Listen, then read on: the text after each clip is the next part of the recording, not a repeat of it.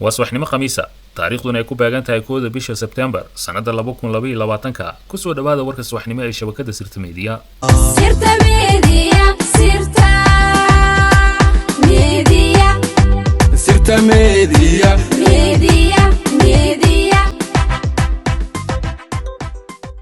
soo dhawaada jamaahiirta nabad iyo nolol meel walbo aad dunida ka joogtaan waxaan warbixintan ku eegi doonaa madaxweynihii hore ee dalka mudane Maxamed Cabdullaahi Farmaajo oo si cad uga hor yimid boobka hantiyadeed ee filla Soomaaliya ay ka wadaan kooxaha horarka ah ee Damul Jadiid iyo Daljir kuwaas oo bilaaway boobka hantida qaranka iyo inay burburiyaan heshiisyo badan ee dawladda dhexe la gashay madaxda dawlad goboleedyada oo ku kacaya malaayiin dollar tan iyo markii uu filla Soomaaliya la wareegay Xasan Garguurte ayaa isaga iyo kooxdiisa waxa ay wadeen qorshayaal halis ku ah dhaqaalaha dalka iyagoo iska indhatiray dhibaatada muuqata ee maanta dadkeenu ay wajahayaan maadaama dawladda Xasan Garguurte kooxda hoggaanka u haysa ay leexsadeen dhaqaale badan oo loogu talagalay in lagu taageero dadka abaaruhu ay daashadeen dhaqaalahan ayaa intiisa badan ka yimid dalalka Qatar, Imaaraadka Carabta, Ingiriiska, Norway, Mareykanka iyo dalal kale oo badan waxa sida aan xogta ku helin lacagahan ka yimid dalalka aan kor ku soo xusnay ay kor u dhaafayaan 500 oo milyan oo dollarka Mareykanka balse su'aasha isweydiinta mudan ayaa waxa ay tahay sidii la rawmiye u maareysay filla Soomaaliya taasi waa maya waxa lacagahaas oo idil si gaar ah u leexsaday kooxda horarka ah ee Damul Jadiid waxaana lacagtu ugu badan ay ku dhacday akoon uu si gaar ah u sameystay horjoogaha kooxda Damul Jadiid Xasan Garguurte iyo ninka gacan saarka la leh kooxda Al-Shabaab ee Mahad Maxamed Salaad inta soo hartayna saaxiibadooda kooxda ay u qaybiyeen halka tiro kale oo aan sidaas u badnayn ay ka soo hartay qarashka yabooha ah lagu shubo wasaaradda maaliyadda akoonkeeda Xamse Cabdi Barre iyo wasiirkiisa maaliyadda oo shir albaabada u xiran yihiin xafiiska madaxweynaha kula qaatay Garguurte iyo Mahad Salaad ayaa ku amray in gabi ahaanba ay tirtiraan raadadka lacagtan oo ay ka shaqeeyaan sidii loo indhasarcaadin lahaa shacabka Soomaaliyeed taasina ay qasab ku tahay Xamse Cabdi Barre haddii uu diidana uu ku waayi doono booskiisa Xamse oo ilaashanaya booskiisa ayaa wasiirka maaliyadda ku amray in wasaaradda arrintan ay si degdeg ah wax uga qabato isla markaana aan la reebin wax raad ah xubno ka mid ah jamaahiirta nabad iyo nolol ee hurdada u diiday kooxda horarka ah ee Damul Jadiid ayaa xogtan la wadaagay madaxweyne Maxamed Cabdullaahi Farmaajo waxa ay taasi keentay in madaxweynaha shacabka mudane Maxamed Cabdullaahi Farmaajo uu si aad uga carooday isla markaana dhambaal digniina uu si hoos u la wadaagay kooxda tayada liidata ee filla Soomaaliya warqadan digniinta ayaa waxa ay xambaarsaneed oraah kulul oo loogu heelinayo dhibanayaasha hantidooda lagu dhuuqayo gudaha filla Soomaaliya madaxweyne Farmaajo ayaa Xasan Sheekh iyo kooxdiisa la wadaagay inuu gacanta ku hayo sirtooda oo dhan isla markaana haddii ay ka waantoobi waayaan uu wacad ku maray inuu bulshada Soomaaliya u soo bandhigi doono dhawaan oo warbaahinta madaxa bannaan hor keeni doono dukumeentiyo cadaynaya lacagaha badan ee ka maqan akoonada dawladda arrintaas ayaa waxa ay xanuujisay kooxda Damul Jadiid maadaama xogtooda ay gacanta u gashay madaxweynaha ummadda Soomaaliyeed Xabiibul Malaayiin hogaamiyihii ugu wanaagsanaa ee soo mara qaaradda Afrika mudane Maxamed Cabdullaahi Farmaajo waxa ayna bilaabeen inay isku dayaan sidii u aamusin lahaayeen madaxweynaha ummadda Soomaaliyeed balse waa ay ku guuldareysteen arrintaasi maadaama madaxweyne Farmaajo uu haystay shacab iyo ciidan aad u taageersan isla markaana nafta u huraya haddii talaabo qaldan ay soo qaadaan madaxweyne Farmaajo ayaana bilaabay kulamo xasaasi ah oo ku aadan arrintan maadaama uu arka mid halis ku ah masiirka ummadda Soomaaliyeed wuxuuna hoygiisa ugu yeeray xildhibaanada golaha shacabka baarlamaanka Soomaaliya iyadoo sida aan xogaha ku helayna ay sheegayaan in ilaa 200 oo xildhibaan haatan ay xaadir ku yihiin hoyga madaxweyne Maxamed Cabdullaahi Farmaajo oo kulanka uu ka soconayo halkaas oo laga yaabo in warbaahinta loo soo bandhigo natiijada kulankaasi waxaa muuqatay in uu bilowday fashilkii dawladda uu hogaamiye Xasan Garguurte oo kaliya filla Soomaaliya u joogto boobka shacabka Soomaaliyeed iyo iska horkeenida qabaa'ilada Soomaaliyeed oo horey sida nabadda ugu wada noolaa السلام عليكم دمان ولدي سلام الصومالي محمد ملك استوديو دافع عالم كاد كجوكتان وحندي حقيقة ما أنت إن يدول النمذي ناقصتي لمتي لعاصي أي تيرون واحد دول النمذي هذا محانو لي هاي دول النمذي وايد متي وين ناقصتي واحد دول النمذي لدها مجرت محانو لي هاي محانو لي هاي shalay annaga bologramka inala saar ayaa waxa ahay waxaan iska dhicinaynaa kuwa nabadiidka kuwii nabadiidka ahay maanta in ay dawladda xiriir aad u weyn ay leeyihiin dawladda hadda jirta Xasan Garguurte oo madaxweynaha ka yahay dadkii shalay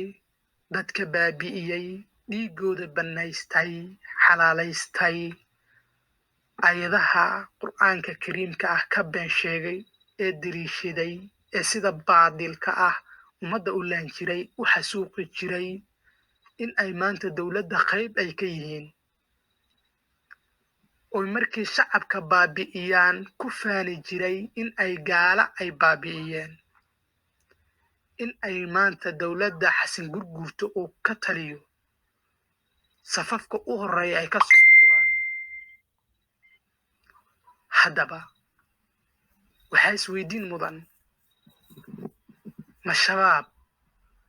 iyo dowladda ma istagaashan, mise shacabka iyo shabaab baa istagaarsan? waa su-aal isweydiin mudan. inta dhimanayso baaba'ayso maalin alla keena meel kastoy ka joogaan soomaaliya labada dacal waa dad soomaaliyeed dhiigooda la bannaystay. haddana shalay dadkii sidaasi dhiigooda u bannaystay ayagoon cafis shacabka ay siinin ka soo harbaxay safafka hore dowladda ayagoo fadhiya la arkay. waa cajiib. warda shacabka soomaaliyeed mayay arkaynan hagardaamada socoto iyo in madaxoodii calooshooda la aasahaayo, misena kan u dambeeya ilaa ay ka laayaan ilaa ay ka dhintaan may sugayaan? war inta maanta muuqata inta qarsoon ayaa jirta. inta qarsoon ayaa jirta. war ma isweydiiseen dadkii hoteelkii xayaad galay aabi meydkoodii, aabi dhimashadooda dadka ma dhinteen? aabi war yaan been loo sheegay shacabka, yaa muusiga qiiro leh iyo hadal qiiraysan ee aan calooshi jirin yaan afka idinla marinin, yaana idinla mara habaabinin. bi'itaankiina xasan gurgurtaa u sababa. hadday soomaaliya saaki godgasha xasan gurgurtaa godgeliyey, taasna gadaashayda ha ka warsanin. war hadda asigii ayay haysataa amni darrada uu leeyahay gobollo iyo degmooyin ayaan micnaha xoraynaya oo nabad ka dhigaya. muqdisho filla soomaaliyaaba laga cabsi qabaaba. masaajidkii ku yaalla filla soomaaliya kuma soo dukanin. war adinka maanta waxaad arkaysaan waadba aragteen, laakiin inta sir ee qarsoon oo la qarin haaya ayaa ka badan. waxaa inagu ballanaa inaan sirahaas banaanka keennaa oo aan si waadixan ah aan u sheegnaa. marka waxaan idinka codsanayaa soomaaliya meel kastoo aan joogno in aan gacnaha isqaban. waxaan nahnay dad walaalaa, deegaan, dhaqan iyo dad ayaa inaga dhexeeya. war dowlada shisheeyo oo annaguna isku hidaraya wax faa'iido inooma keenayaan. aan isbarna marka hore dhibaatada in aan ka baxna. haddaad rabtaan aan samayno marka hore in aan nafsadeena hibaynaa oo aan u bixinnaa wadaninimada. waa midda koowaad. haddii aan ina xorowno dalka nabad noqdo rabtaan, haddii kalena sidaan baad u dhimanaysaan. darxumadan ayaad u dhimanaysaan. hilibkiinana markuu qaraxa dhaca jawaan ayaa lagu soo gurbanay. war nin calooshiis u shaqaysta ah, baddi iibsaday, cagaarka waddankiisa ku soo celiyey, wax faa'iido aad ka sugaysaan ma jirto soomaaliya. hadda inii sheegaya.